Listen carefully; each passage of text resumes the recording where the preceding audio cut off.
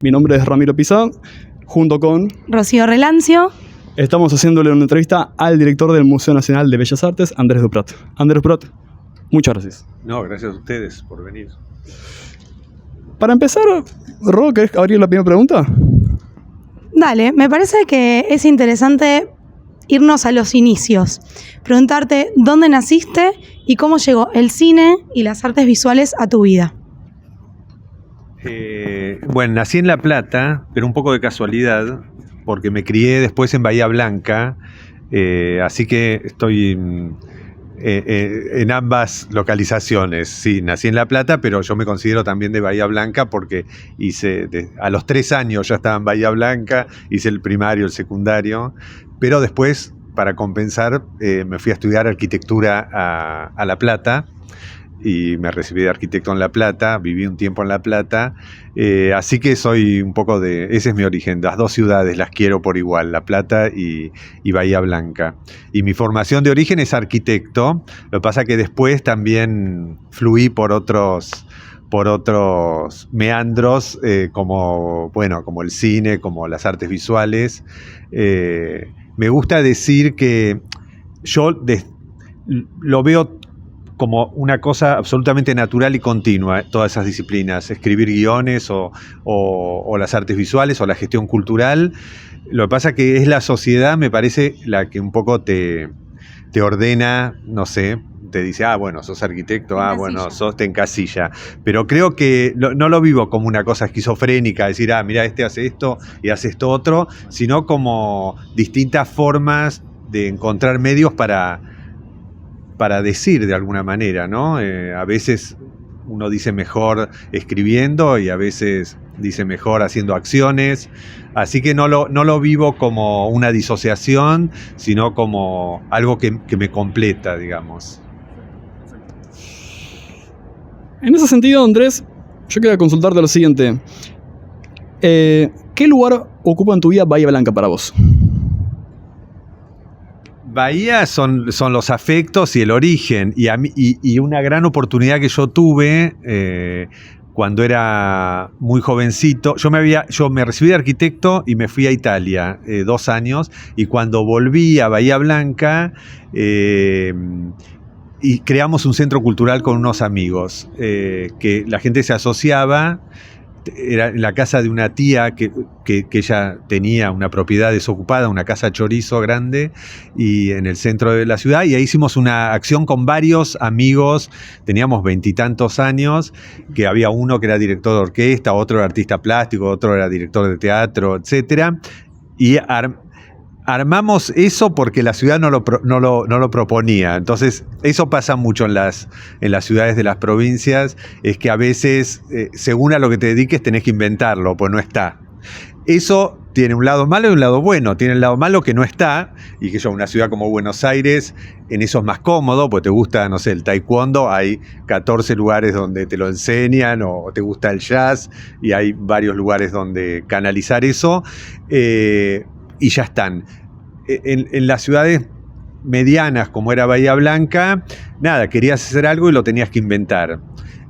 Tiene el lado bueno de que te obliga a gestionarlo, digamos, no está dado.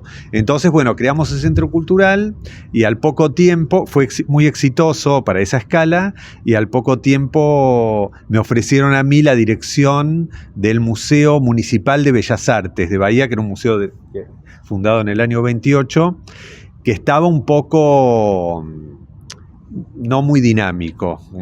Les hablo para ustedes la prehistoria. Entonces fue un desafío que me interesó a mí, porque era tomar una estructura pública. Me encanta a mí trabajar en el espacio público y bueno, como modernizarla, hacerla más dinámica, y fue una linda experiencia. Digo, ¿qué me dio Bahía Blanca? Quizás me dio esa oportunidad que una ciudad grande a una persona de 20 y tantos años no se le da. Tenés que meterte como en una fila, y cuando sos más grande accedes. Entonces, yo agradezco ese gesto que tuvieron en su momento, el que era el intendente de la ciudad, era un museo municipal, y apostó a un chico de 27 años a decir, bueno, mira, estos chicos están muy bien, démosle el Bellas Artes. Y realmente ahora a la distancia funcionó porque hicimos un buen trabajo que tuvo, digamos, beneficio en toda la ciudad. Se dinamizó, se abrió las puertas del museo, los artistas lo empezaron a sentir como un lugar propio. Así que eso le debo a la ciudad. Bien, y justo en relación a esto venía la siguiente pregunta, y es, ¿qué herramientas te dio a vos poder dirigir ese museo, no? Como justo dijiste, eras muy chico, tenías 20 y tantos años, y ¿cuáles de esas herramientas seguís utilizando hoy, tal vez? ¿Cómo te formó esa experiencia? Mira, en esa época, que estoy hablando de principios de los años 90, no había no se había institucionalizado y hecho tan académica la práctica de la gestión. Hoy hay carreras de gestión cultural, de curaduría, etcétera. En esa época no había directamente. Entonces, por eso también los arquitectos, yo era un joven arquitecto, medio que los arquitectos ocupaban ese espacio, porque a ojos de la sociedad decían, bueno, este es arquitecto, o sea, sabe algo de arte, es un tipo sensible, pero a la vez te lee un Excel, no es un irresponsable, no es un irresponsable con los números. Por lo menos esa era la mirada que había sobre los arquitectos. Era como la profesión aceptada. Ya artista plástico, no sé, era más salvaje. Entonces, había muchos arquitectos en espacios, incluso acá en Buenos Aires. Alberto Bellucci, cantidad de arquitectos ocupando espacios de gestión cultural. A mí lo que me dio tan joven encargarme de eso es como ejercicio de gestión. No tuve ese salto que a veces pasa del plano teórico a la práctica, que pasa un montón. En el campo de la arquitectura, por ejemplo, es re frustrante eso, porque yo era un buen alumno en la facultad, hacías grandes proyectos, después te recibís y no aparecen esos comitentes encargándote un centro cultural de 10.000 metros cuadrados. Entonces es un poco frustrante ese abismo que hay. El hecho de trabajar en la gestión te hace muy fuerte en esa contingencia, digamos, que en un país como Argentina siempre es difícil. Yo digo un poco en chiste, un poco en serio, que es más fácil ser director del Centro Pompidou de París que del Museo Nacional de Bellas Artes en Argentina, porque lo digo con cierto humor también, pero es verdad que en esos países estables europeos hay una regularidad, no hay la inflación, no hay los vaivenes políticos tan marcados como acá. Y acá uno tiene que hacerse fuerte en situaciones que a veces no son tan fáciles de llevar a cabo. Por eso hice esa serie que se llama Bellas Artes, contando las contingencias de un director de un museo. Pero a mí, yo medio que me formé en eso, me formé en Argentina, en la gestión, y a mí me encanta, te digo, me encanta el desafío. No sé si estaría tan cómodo en un lugar apacible donde decís, ay, se rompió el aire acondicionado, compremos otro hoy a la tarde y lo podés comprar. No. Vamos a llegar a la serie de Bellas Artes. Ahora, quería preguntarte en ese sentido, hablando un poco como de tu gestión, pasando por Bahía Blanca y llegando ya al museo de hoy, Museo Nacional de Bellas Artes, ¿cuáles consideras que son los desafíos que enfrenta hoy el museo actualmente? El museo enfrenta desde siempre grandes desafíos. Fue un museo fundado a fines del 19, un poco por impulso de Eduardo Schiaffino, liderado por Eduardo Schiaffino, pero de un grupo de intelectuales, y digamos que de la nada hicieron un museo, consiguieron un lugar en lo que es las Galerías Pacíficos hoy, que es el shopping donde está el Centro Cultural Borges ahora. Después medio que los olivaron de ahí y entonces consiguieron lo que era el pabellón de exposiciones que Argentina armó para la Exposición Universal de París de 1899. Eso volvió, pero era un palacio, era divino, hay algunas fotos de hierro y vidrio, entonces bueno, lo acomodaron al museo ahí, pero bueno, hoy de hierro y vidrio sería inaceptable, porque no tiene ninguna condición de conservación. Estuvo unos años ahí hasta que en este edificio que estamos ahora, que era la Casa de Bombas de la Ciudad de Buenos Aires, lo llamaron Alejandro Bustillo, que era un poco el arquitecto del institucional es el que hizo el Yao Yao de Bariloche, el Teatro Auditorium de Mar del Plata, el Banco Nación. Era un arquitecto bueno, muy ligado a las estructuras de poder, y adaptó la Casa de Bombas, hizo un museo. Y desde eso fue en los 30. Desde esa época hasta aquí siempre sufrió vaivenes, un poco como rebote de la situación del país, ¿viste? Un país que ustedes por suerte no lo vivieron, pero hubo muchos golpes de Estado, muchas interrupciones democráticas. No sé, acá durante la última dictadura militar hubo un robo, que fue el único robo que pasó, que fue un robo desde el poder, dicen, según las investigaciones, que fue absolutamente dramático. Se recuperaron algunas obras que están hoy colgadas. Entonces, Argentina es un país muy difícil de gestionar. Tiene momentos de más bienestar para el Estado y tiene momentos como hoy, que es más duro, donde el Estado se está achicando. Yo lo viví como ciudadano en los 90, una situación similar donde hay una desconfianza hacia lo estatal. ¿Y qué querés que te diga? O sea, siempre es un problema gestionarlo, ¿no? Yo no recuerdo ninguna época de mi vida, por lo menos en la gestión, de tranquilidad y de paz. Siempre tenés que luchar por el presupuesto, siempre tenés que ser súper ingenioso con los recursos que tenés, poder gestionar y llevar a cabo el plan. Lo bueno que tiene este museo, que quizás no lo tienen todas las instituciones, es unos recursos humanos espectaculares, pero no lo digo, pues eso sería correcto decirlo de parte del director, me precede además, ¿no? Tiene algo como de la uva, de eso, que por ahí no tenés un buen salario, pero nada, sos un profesor de un lugar prestigioso, y el museo lo tiene. Entonces la gente que trabaja acá en las distintas áreas, en conservación, en investigación, en documentación, es gente que adora el museo y que, digamos, está más allá que cualquier especulación de tipo económico o de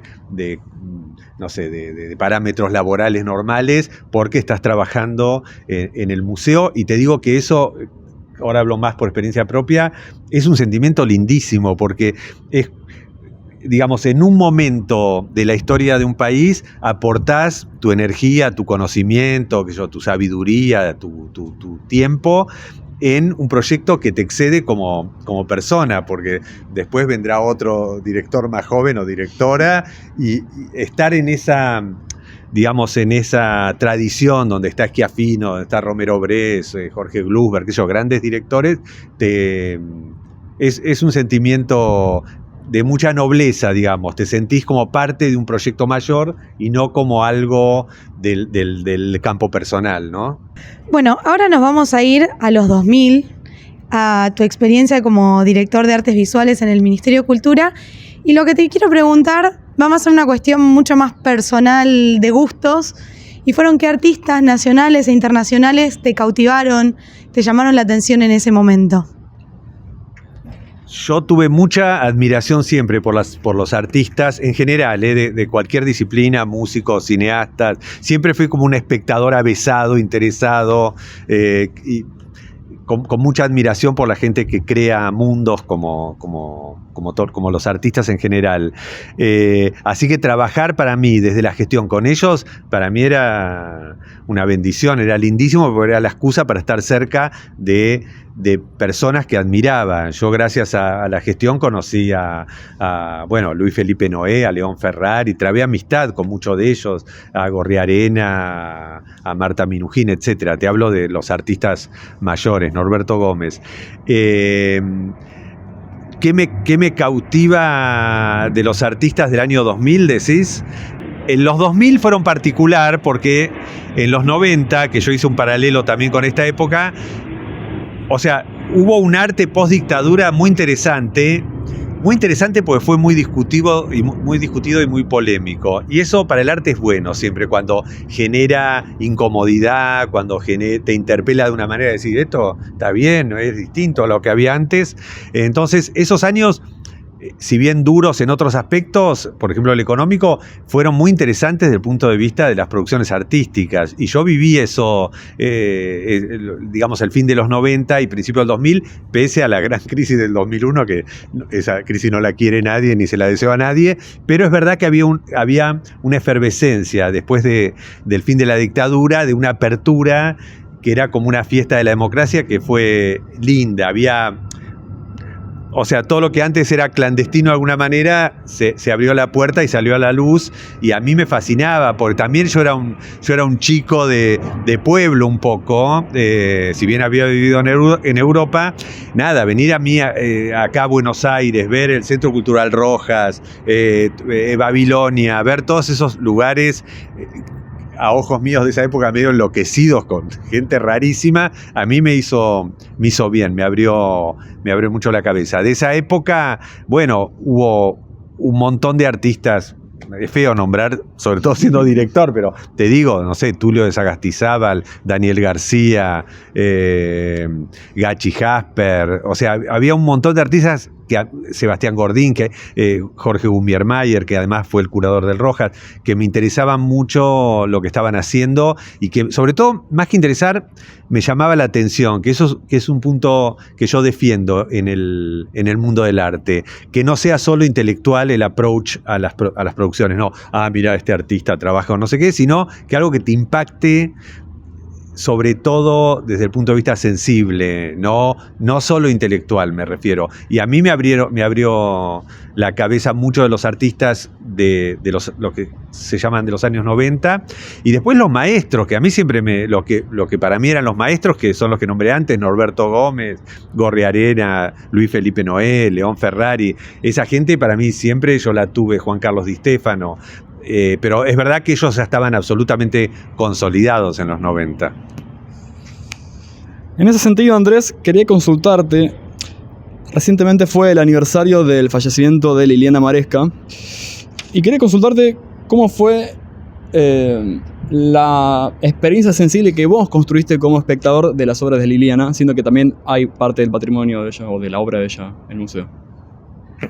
Sí, yo a Liliana Maresca, a muchos de los artistas de esos años los conocí, por ejemplo, con Alejandro Curopatua, que incluso hizo colaboraciones con Liliana, fue muy amigo mío, de hecho yo hice la muestra en el Malva, creo que fue en el 2003, después que falleció. Bueno, hubo muchos artistas, fue una generación dura, digamos, que vivió cosas duras y después diezmadas por el SIDA, como le pasó a Liliana o al propio Alejandro Curopatua. O sea, que tuvieron como unas maldiciones. Yo me acuerdo de esa época, lo de con el SIDA, que no se sabía y parecía una cosa antihomosexual, como diseñada por el Papa de ese momento, como una cosa muy reaccionaria, ¿no? Como que castigaba a la gente que en ese momento llevaba como la bandera de la apertura, de la libertad. Liliana Maresca no era mi amiga, yo la conocí, me hubiera encantado que hubiera sido mi amiga, la conocí muy lateralmente como a tantos, pero la obra sí, la conocí bien y me impacta. De hecho, yo hice una muestra en Italia ahora, a fin del año pasado, que después fue a Proa, y ahora en diciembre se presenta en el Museo Mar de Mar del Plata, en la provincia, donde es una muestra colectiva de arte argentino, donde está en un lugar destacado Liliana Maresca. A mí la obra de Liliana me encantó, pues, a punto, es lo que te decía antes, era una cosa totalmente radical para mí, por ahí, en ese momento, ¿no? Alguien que, no sé, el extremo de esa obra que hizo en El Libertino con Alejandro Curopatua y Jacobi, de que ella se exponía en bolas, como diciendo, bueno, como lo último que hay, soy yo la obra. Esa serie es lindísima, que se llama Maresca, ¿cómo se llamaba? Maresca, se me falta una palabra, como que se presta a todo destino, ¿no?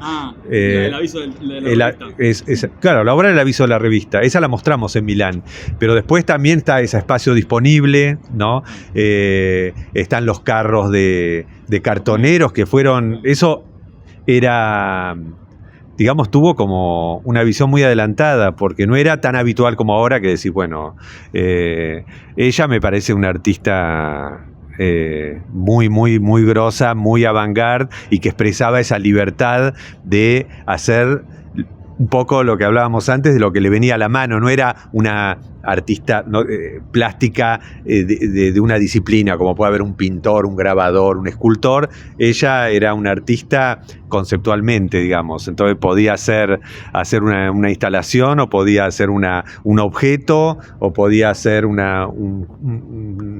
happening, un performance, o una especie de foto performance, como es esa obra.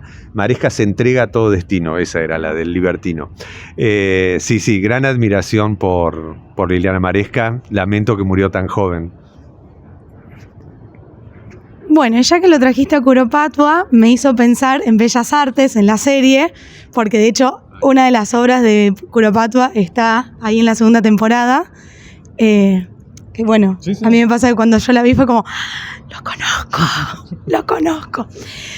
Y bueno, quienes trabajamos en museos sabemos que gran parte de las cosas que le pasan a este director protagonista de la serie son cosas que pasan en los museos. Uno tal vez lo ve de afuera y dice, no, qué exagerado, ¿cómo te van a velar un muerto ahí? No, son cosas que a veces pasan. Y ahora te quiero preguntar a vos, como director del Bellas Artes actualmente, o en los distintos espacios que dirigiste, ¿cuáles de estas experiencias te pasaron? Hay más de una obra de Curopatua en la serie, pues hay algunas obras de artistas, sobre todo argentinos, hay algún español también, que reprodujimos, como de Curopatua, de Mariana Belotto, de Marcelo Torreta, de Graciela Sacco y de León Ferrari. Y después hay muchas obras inventadas, que eso a mí me divirtió mucho. La hicimos sobre todo con mi hermano Gastón y Mariano Con, que eran obras que le venían bien a la trama, pero que son absolutamente verosímiles. Vos que la viste, ustedes que vieron la serie, viste como obra, hay de todas las ramas, desde, no sé, cubistas, obras de arte conceptual, o bueno, performance, fotografías, etc.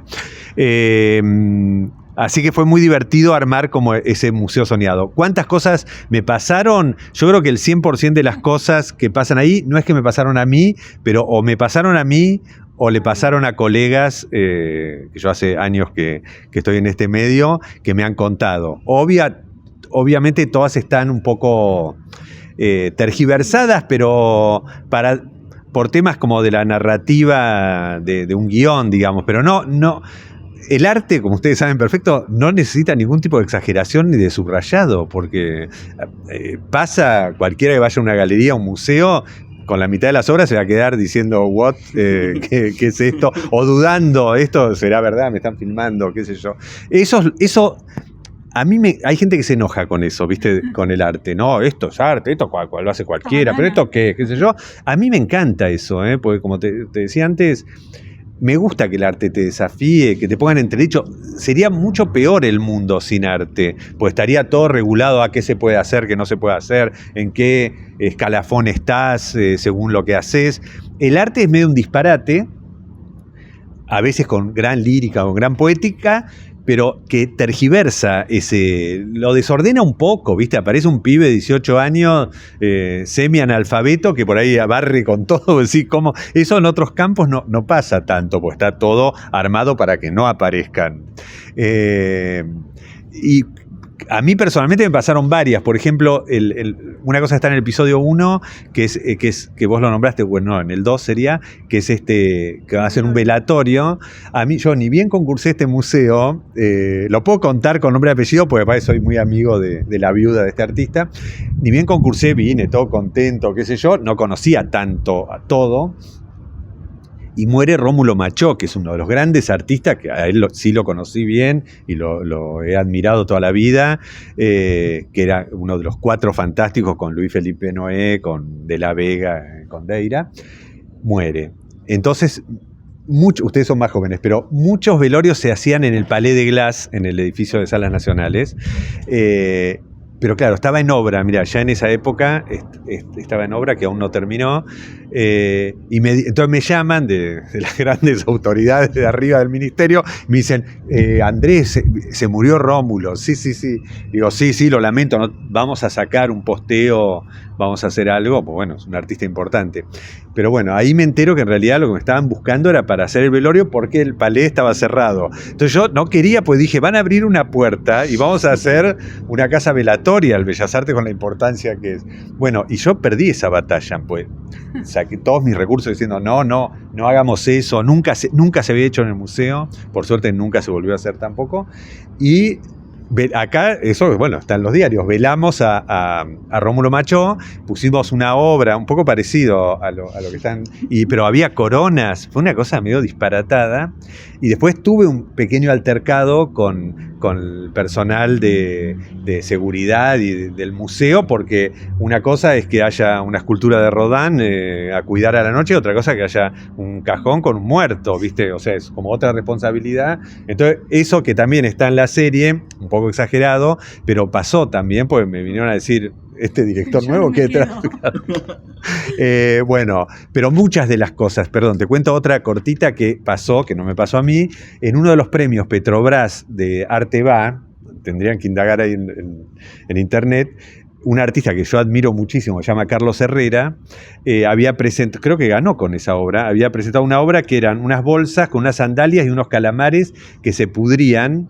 Entonces había decir que claro, era menos dramático que en la serie, porque Arte Va dura pocos días, pero había un olor, yo me acuerdo, yo fui jurado de ese premio, había en otras ediciones, y claro, fue una cosa re impresentable, porque uno iba a la rural a ver la feria de arte contemporáneo, y había olor a pescado podrido, que era horrible. Bueno, eso también medio que disparó la idea, pero bueno, muchas de las cosas, de hecho me escribieron muchos directores de museos, de museos, por ejemplo me escribió uno de España hace poco, diciendo que le había pasado una situación muy similar a la de Pepe Sacristán, a la de este artista que es medio colocado por arriba, ¿no? Y le extienden la muestra y qué sé yo. Pasa, no está nada exagerado, porque el arte no necesita, y eso es lo lindo, es trabajar con cosas que te meten en problemas, pero te meten en problemas porque es complejo lo que proponen, no es una cosa estructurada, y a mí eso me parece que le da vitalidad a esa práctica.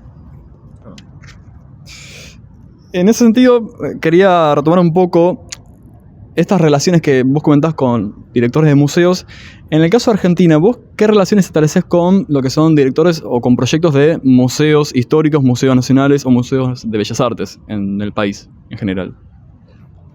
Como yo soy un viejo lobo de mar, tengo mucha relación con los colegas, digamos, de distintas escalas, de museos, incluso de distintas disciplinas. Puede ser, hay museos más históricos o que tienen un perfil determinado, hay centros de arte como puede ser Proa o bueno, Art House ahora que es más reciente. No, la verdad que no somos tantos y nos ayudamos entre todos, digamos, es muy cordial, no hay ninguna, jamás me pasó, te digo en décadas, que haya algún tipo de controversia entre una institución y otra, pues, sobre todo en una ciudad como Buenos Aires, donde cada uno tiene su especificidad, ¿viste? Un poco lo que hablaba antes, que en Bahía Blanca no pasaba, entonces no sé, en Bahía Blanca hay un teatro municipal, así como había un museo muy lindo, es del 14 creo, sí, es neoclásico. Bueno, ese teatro tiene que hacer de todo, tiene que hacer folclore, rock, los niños cantores de no sé qué, el acto de no sé cuánto,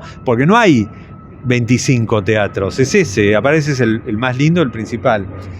Lo que tiene de bueno las ciudades cosmopolitas como Buenos Aires es que vos podés como dedicarte a tu misión y te complementan las otras instituciones. Entonces, qué sé yo, no sé, el Museo de Arte Moderno, que es de la ciudad, bueno, es un museo dedicado al arte moderno y contemporáneo. No hace el tipo de muestras que hacemos nosotros. Alguna podría tocarse mínimamente, pero realmente el perfil es otro. No sé, ellos pueden hacer una muestra de un artista que tiene 35 años y está muy bien que lo hagan y lo fomenten. Acá rarísimo que aparezca. Puede aparecer una pieza o en diálogo con la colección, pero es más un museo consagratorio, digamos. Después lo mismo con el Malva o con el Museo de Arte Decorativo o con el Sívori, que es abocado al arte argentino. Creo que se vive con mucha cordialidad y camaradería, y nosotros que somos conscientes que somos probablemente el museo más importante, tenemos esa conciencia y ayudamos. Entonces, en todos los eventos, sean públicos o privados, de envergadura, nosotros tratamos de participar conscientes de que es un espaldar. Entonces, la Bienal de Performance. Bueno, nosotros participamos desde la número 1, pues es importante, y de hecho acá vinieron grandísimos artistas por la Bienal de Performance, o la Bienal Sur que hace la Universidad de 3 de Febrero. Nosotros participamos pues también con grandes muestras, porque de esa manera también ayudamos a que estos eventos, digamos, se enriquezcan la escena cultural. Y también, y no nos importa si el museo es privado o si es de la ciudad. Hemos hecho cosas con el Centro Cultural Recoleta, que es de la ciudad, y nosotros somos de Nación. Hay una linda camaradería. Lo único que sí tenemos, el único cuidado que tenemos desde las instituciones públicas es con las galerías de arte. No es que no trabajamos, es que las galerías de arte también tienen una finalidad comercial. Entonces nosotros somos conscientes que si mostramos un artista que pertenece a una galería, eso tiene un rebote en que quizás ese artista después, no sé, tenga más ventas y qué sé yo. Por eso nosotros no hablamos con los galeristas, por más que los conozco y son amigos, hablamos con los artistas. Después el deal que tienen, porque también tenemos que hacer una gestión transparente, que alguien no piense, hacen la muestra de porque están promocionando de la galería. O sea, estamos como muy lejos, en otro andarivel, que las galerías privadas, que son buenísimas. Acá hay galerías de arte excelentes y ocupan un lugar que no lo ocupan las instituciones como los museos, pues muchas veces son más a la vanguardia que un museo. Pero bueno, ese es el único cuidado que tenemos, que es de tener una programación propia hecha con nuestros parámetros, ¿no? Y punto. Bien, volvemos a la cuestión del cine. En una entrevista vos decís o comparás de alguna forma los guiones cinematográficos con los planos arquitectónicos, ¿sí? ¿Cómo es este proceso creativo de escribir un guión, de pensar una producción audiovisual? El mundo del cine para mí fue más nuevo, y a mí, ustedes son jovencitos, pero me sirvió para rejuvenecer un poco, porque también pasa algo con la vida, se los voy adelantando. No, que uno se transforma rápidamente en un experto, pero es la sociedad la que te dice, no, este hace mucho que dirige un museo, es un gestor no sé qué, y por ahí no estás tan seguro de las cosas como parece desde afuera o como te ven los de afuera, ¿viste? Entonces, pero te ubican en ese lugar, les va a pasar a todos, diciendo, no sé, si yo voy a ver una muestra, bueno, tiene un eco, mirá, vino el director de Bellas Artes a ver mi muestra, es como, hay cierto aval, no lo desconozco eso. Ahora, muchas veces yo peleo contra ese lugar, porque la verdad que lo bueno del arte también, ¿sabes qué es? Es que nunca terminás de saber nada, porque como es tan dinámico, y eso también es un aspecto que a mí me interesa del arte. No te transformás nunca como en un viejo que dice, no, yo lo que vos estás viendo ahora yo ya lo sé. No tenés esa especie de sabiduría estúpida y muerta que a veces tienen los adultos, como diciendo, no, yo ya lo vi, esto es así. Sino que el arte renueva, ¿viste? Se renueva, se expande, cosas que antes no eran consideradas artes, ahora sí, entonces siempre estás un poco atrás. Eso es algo muy bueno.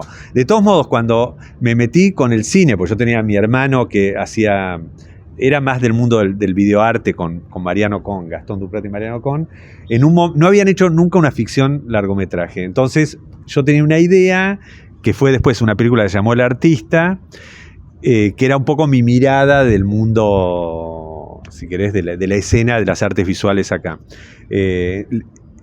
Yo iba a hacer un ensayo de eso, pero después León Ferrari, que era muy amigo mío, me dice, no hagas un ensayo porque lo van a leer los mismos 200 que leemos siempre esa cosa.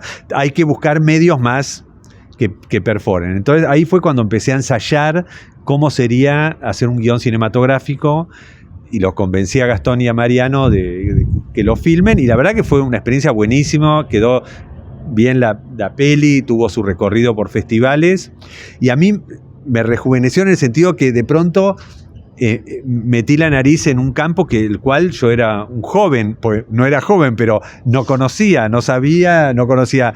De hecho, por ejemplo, mi hija estudió en la ENERC dirección, sabe mucho más de cine que yo, pues está formada como más sólidamente. Entonces me gustó eso de como de empezar con algo que un campo en el cual no sos un experto y que tenés cosas por conocer y tenés como a veces el desparpajo de decir, bueno, yo esto lo hago así, no sé si se hace así. Y a partir de ahí empezó como una carrera, sobre todo gracias a que a Gastón y a Mariano les fue genial, ¿viste? Cada cosa que hacíamos como que duplicaba la apuesta y los productores querían seguir. Y entonces hicimos, ahora ya sí, me considero un guionista profesional que sé cómo se hace un guión, sé cómo escribirlo y de hecho escribí muchos. Ese paralelo que hacía yo con respecto a la arquitectura tiene que ver con lo que hablamos al principio, como que no es una práctica tan distinta, porque un guión es una guía, es como si fuese un plano, y un plano también es una guía, es como una especie de guía para hacer otra cosa que no es el fin en sí mismo. En eso es lo mismo. Por eso escribir guiones no es lo mismo que escribir literatura o cuando yo escribo algún ensayo para alguna muestra acá en el museo. Tenés total libertad. Por eso después va a ser reinterpretado. O sea, es un borrador, no es un fin en sí mismo. Entonces, vos escribís. Después, o en algún momento del proceso, pueden opinar los directores. Decir, no, queremos un protagonista más joven o más viejo, o que la cosa transcurra en tal lado. Y después hay cambios a ese guión que tienen que ver con cuestiones incluso menos importantes que lo que opina un director, que al fin y al cabo es quien firma la obra. A veces a nosotros nos han pasado con películas. Decís, mira, esto se iba a filmar en la Patagonia, pero apareció unos que ofrecen... Eso nos pasó con mi obra maestra, que en esa película el artista, el protagonista artista, se retiraba, simulaba su muerte y se retiraba a la Patagonia. Pero bueno, de pronto apareció, no sé, no me acuerdo, el comité provincial turístico de Jujuy y nos ofreció que lo hagamos en Jujuy, en el Orcanal. Y nada, entonces hizo así porque había una conveniencia práctica de rodar ahí. Ahora, al fin de la historia era lo mismo, porque, o sea, si el tipo simula la muerte y se va a Jujuy o se va a Neuquén, es lo mismo para la historia. Entonces tiene esa libertad de que fluye, que está expuesto a cualquier cambio y a interpretaciones. Y en los planos de arquitectura también, uno hace el plano, pero después hay una realidad física de la arquitectura, ¿no? Cómo es este piso, cuánto pesa, de qué manera se pone, es el que pensó, ¿no? Cambió. Después viene el instalador eléctrico y dice, no, esto hay que cambiarlo, pues así como está, no resuelve la instalación eléctrica adecuada. Y en cine pasa con gran cantidad eso también, que escribir escenas es gratis. Uno dice, bueno, ahora hay una escena que es en el Himalaya. Bueno, ahora si la tenés que filmar es carísima. Entonces por ahí tiene que ser permeable a... La única cosa que hay que aprender para escribir cine es a dejar el ego de lado y, digamos, sumarte a un equipo colectivo de opiniones. Eso te digo y reconozco que a mí al principio me costó, porque al principio te ofendés, porque como si vos haces algo y viene el director y te dice, no, está bien, pero no, esto es para el otro lado, porque nosotros que queremos, no puede haber no sé, la novia del muchacho, no, y al principio te ofendés, porque vos lo hiciste con toda conciencia y te parece absolutamente necesario. Pero lo mismo pasa con un plano, que yo trabajé de arquitecto 10 años, donde te corrigen algo, viste, como que te destartalan el resto. Entonces hay que el aprendizaje, si en todo caso lo hay, es a ser generoso. No sos Borges, eso está claro. Entonces tenés que, digamos, empujar junto a un equipo que tienen distintos saberes, pues el director tiene un saber, los técnicos tienen otro, el director de fotografía tiene otro, el de locaciones tiene otro, y tenés que sumarte. A mí me encanta el mundo del cine, o sea, me divierte hacerlo me complementa con la gestión. En ese sentido quería consultarte, ¿cómo es el vínculo creativo con tu hermano, Gastón? Bueno, es en principio de admiración, pues yo readmiro lo que hacen Gastón y Mariano desde que hacían videoarte.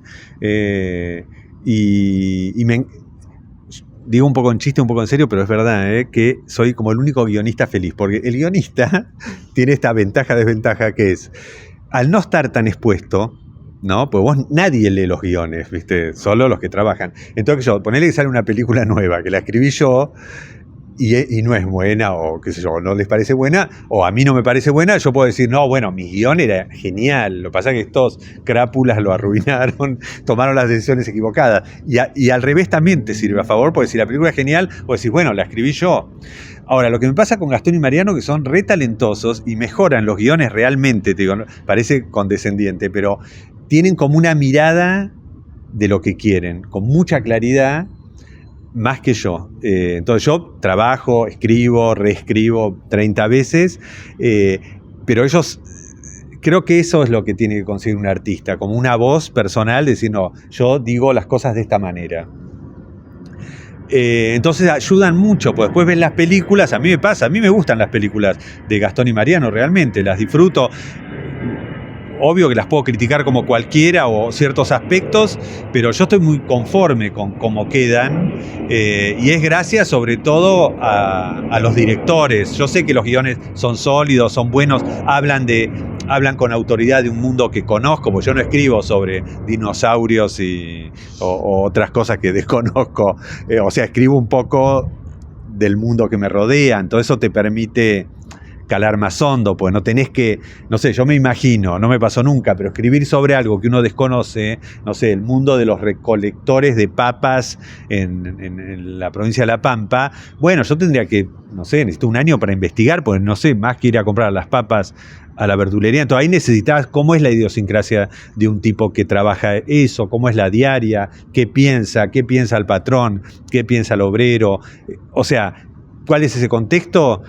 Pues tenés que como conocer bien para incluso después tergiversarlo, pero en cambio, hablando del mundo de la cultura, que es lo que hablan un poco nuestras películas, ya sea la literatura, no sé, la arquitectura en el caso del Hombre al Lado, o el teatro como competencia oficial, son temas que lo tenemos muy vividos, entonces te permiten ser muy verosímil, como pasa en la serie Bellas Artes, que a uno le puede no gustar, perfecto, ahora nadie puede decir que un director así no existe, o un artista así no existe, pues recontra existen, o una funcionaria como la ministra. Entonces, yo tengo una relación realmente como de admiración y respeto, y a la vez de cercanía, porque guarda que el trabajo del cine es tan, o sea, si bien es enorme y colectivo, en la punta de la pirámide está el director.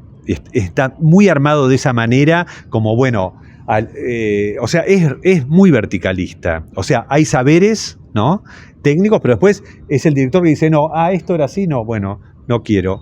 Listo, se saca, aunque se gastaron $10.000 en montarlo, se saca. Entonces, yo teniendo la cercanía que tengo con Gastón y Mariano, soy de las pocas personas que perforan un poco esa pirámide que la tiene la industria del cine siempre. Mirá que yo trabajé con otros directores y lo verifiqué, siempre el director está todavía esta cosa medio reaccionaria, que el director es como un genio caprichoso, que yo discuto con esa idea, pero bueno, en el caso de Gastón y Mariano yo penetro, opino del casting, opino de las locaciones, digo, no, a mí este actor no me gusta este otro, y tiene un poder real. Eso normalmente un guionista no lo tiene, te compran el guión y te dicen, no, quédate lejos y no interactúas más. Así que no, yo tengo soy amigo de ellos.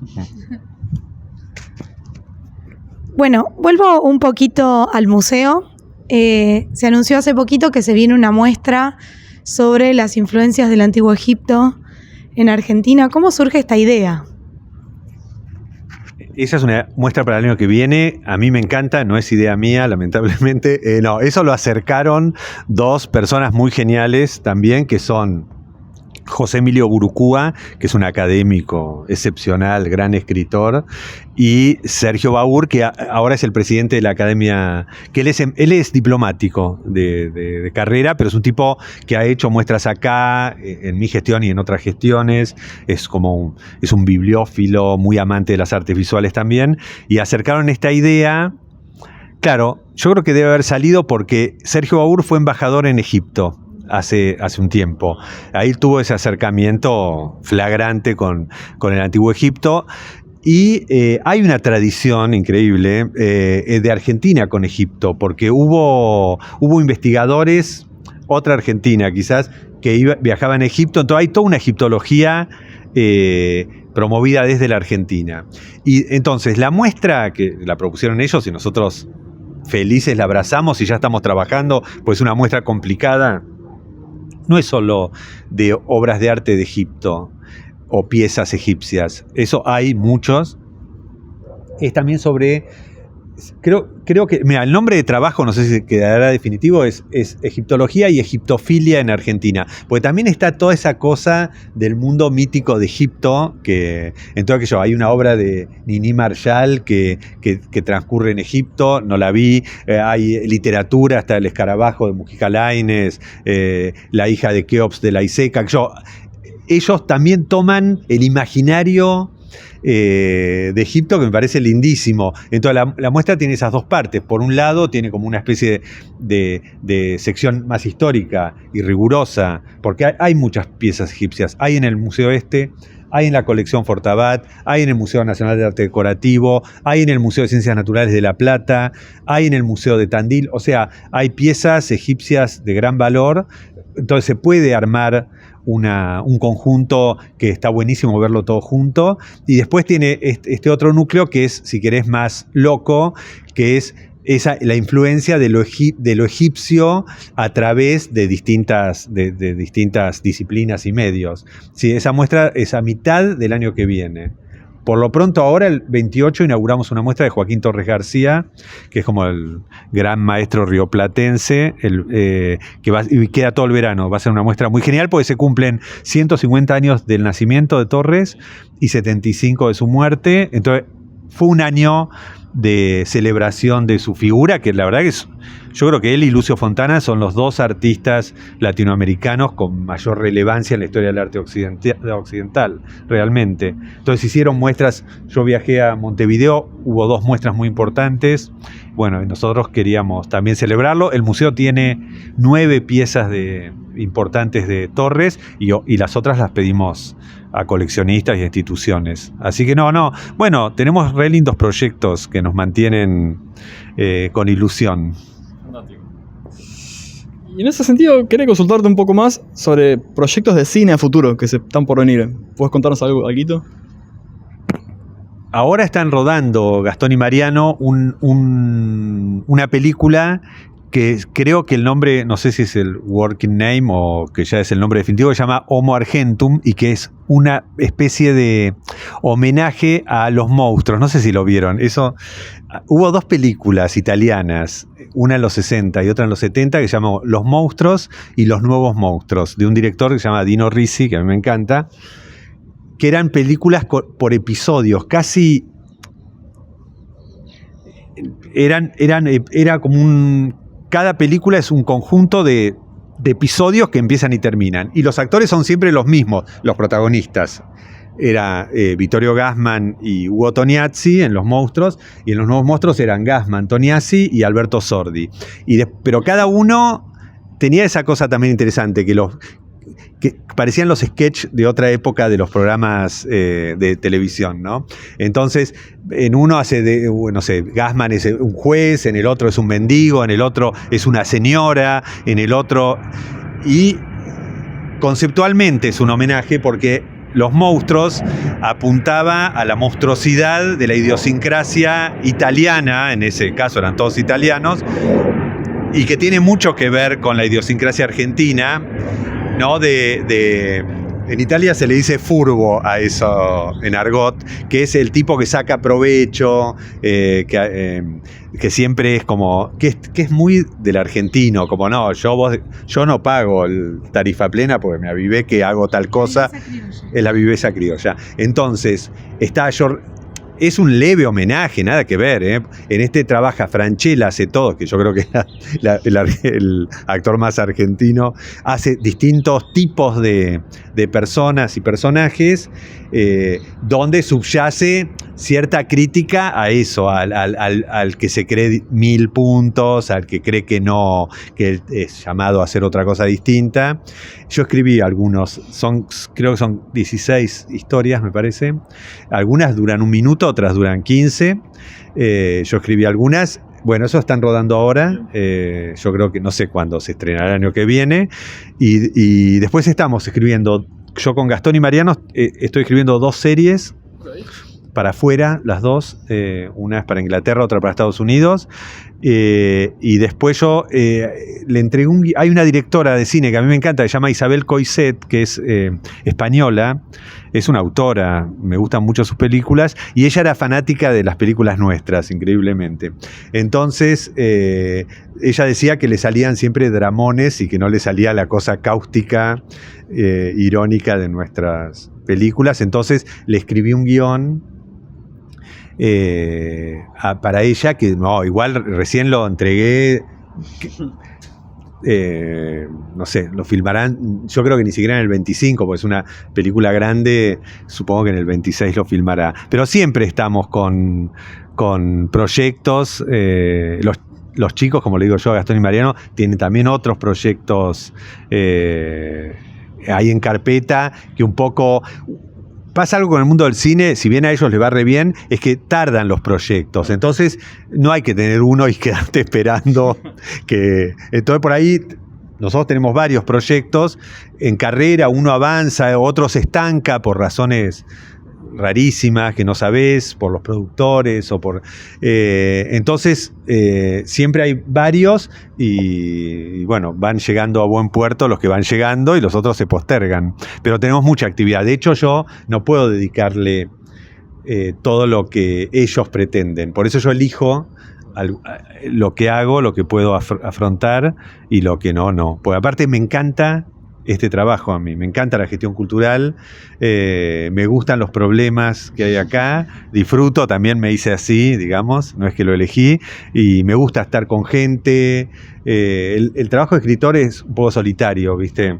En cambio acá parece una sitcom escrita por un genio, porque cada día pasa algo raro.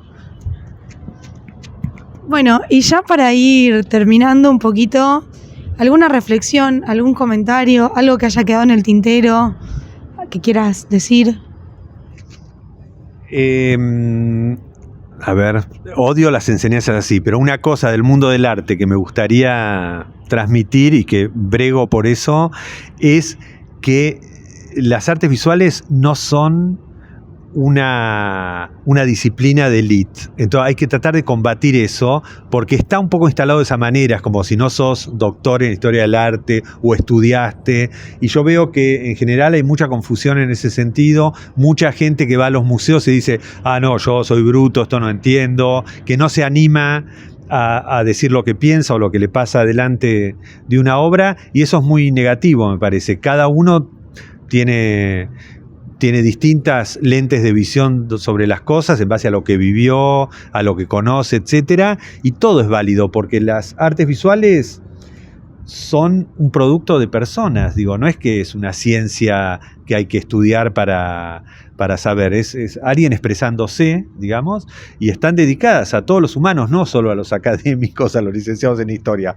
Entonces, obviamente, un académico quizás tenga mayores recursos de lectura o mayor posibilidad de hacer citas con la historia del arte, pero yo brego mucho con volver a la conexión sensible con el arte, porque muchas veces esa información erudita increíblemente mina la relación sensible, porque si yo ya te digo de una obra, no, acá el artista es tal y lo que busca es esto y trabaja con esto, esto y esto, termina direccionando demasiado la mirada. Entonces vos decís, ya está, verifiqué lo que me dijo Andrés, listo, me voy, y te perdés el complejo mundo de un lenguaje tan rico como el arte visual, que no es el literario, ¿no?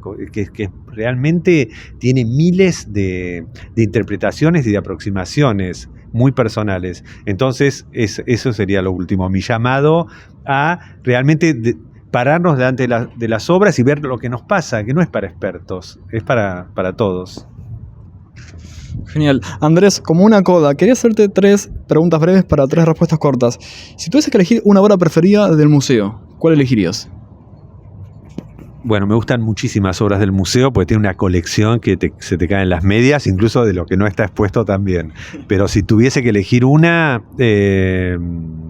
bueno, te digo un autor, porque tiene varias obras ahí, que es Cándido López. A mí me parece que retrató de una manera absolutamente original un episodio muy dramático de la historia argentina y de la región, y con una ecuanimidad que es súper valorable, por fuera de los nacionalismos.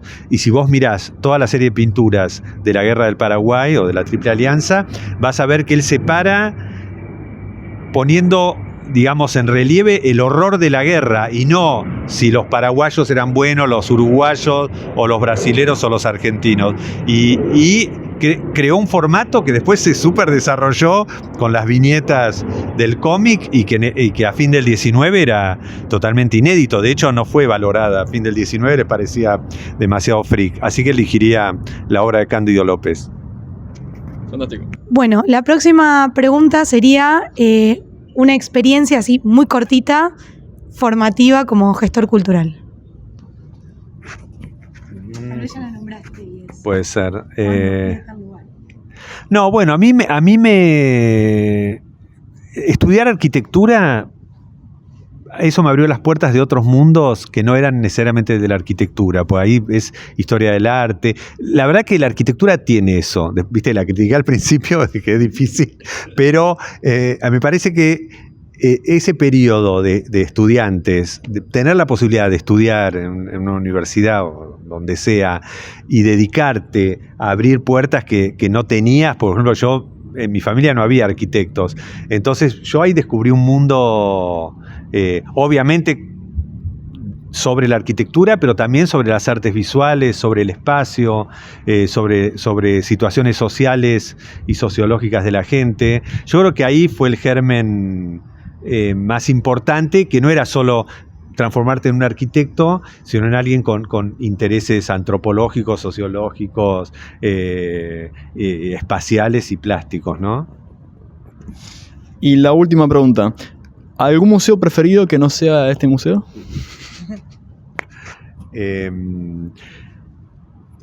Bueno, hay unos museos espectaculares en todo el mundo, ¿no? Realmente. A mí un museo que me encanta, por ahí es un poco conservador lo que voy a decir, es el Museo Thyssen de Madrid. ¿Pero por qué lo defiendo? Primero, tiene una colección formidable como ¿no? Que también. Y tiene una escala humana.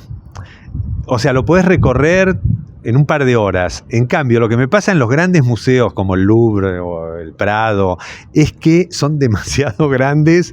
Yo no aguanto tanto dentro de un museo, pues ya se me llena la memoria RAM de la cabeza, y ya no disfruto, como no disfruto tanto de las ferias. Las ferias también, yo reconozco, están buenísimas y qué sé yo, pero es demasiada información para mi procesador. Entonces me gustan los museos que uno los puede recorrer. El Thyssen me encanta cómo está puesto, la colección me parece formidable.